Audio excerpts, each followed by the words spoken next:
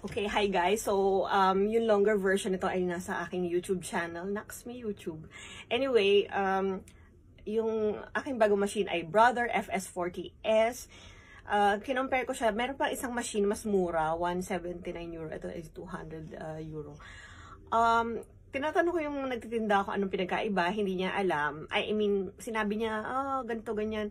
Pero actually, ang pinagkaiba, ito may adjustment ng speed. Yun yung main, tapos yung buttons niya nandito sa harapan.